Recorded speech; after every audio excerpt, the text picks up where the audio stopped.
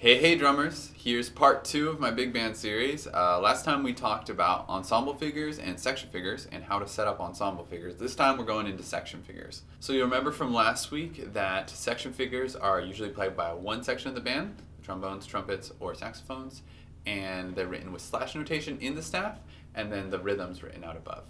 Looks something like this. Now, it's important to remember, however, that notation can vary, so when in doubt, just trust your ears. In terms of performance, the biggest difference between ensemble figures and section figures is that for ensemble figures, we interrupt the flow of the ride cymbal to do a setup, and then we catch it with a crash.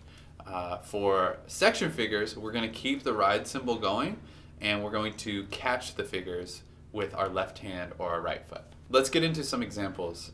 One of my favorite big band drummers is the great Sonny Payne, who played with Count Basie. Count Basie. We're going to talk about Sonny Payne's performance on the 1962 Stockholm recording with the Count Basie Orchestra. The full performance is currently available on YouTube, and I highly recommend it. In this first example, you'll hear Sonny catch the staccato brass hits on the snare while continuing the ride cymbal beat.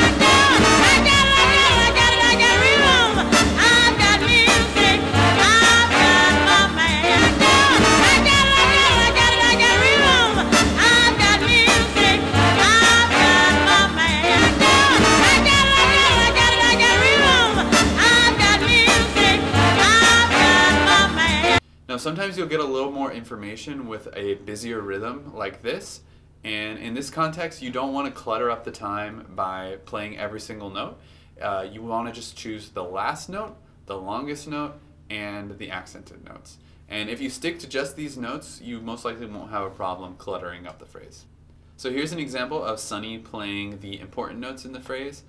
In this context, he plays the end of 2 and beat 4. The end of 2 is the long note in the phrase, beat 4 is accented, and it's the last note in the phrase.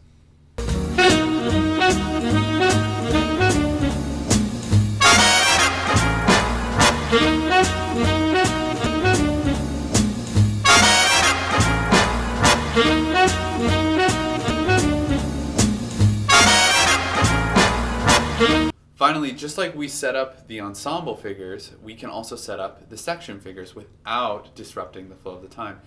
This is a really common approach that almost every big band drummer uses. So here's another example from Corner Pocket. This is a saxophone figure where Sonny plays 2 bass drum hits in between the 2 saxophone figures to set up the second one.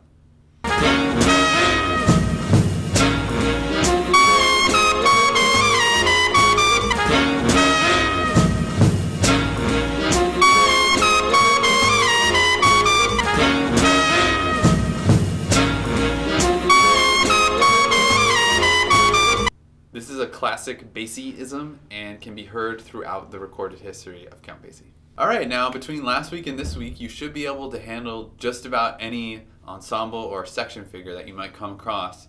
But it's important to note that we really only touched the most basic possible approaches to these. The big band drummers that you're going to check out, they elaborated on each one of these concepts and used their creativity to come up with even more possibilities, right? So if you really want to get inside of this stuff, it's important that you check out some real big band drummers and see how they did it. I recommend at least starting with this Sonny Payne video and checking out what he does throughout the rest of the recording.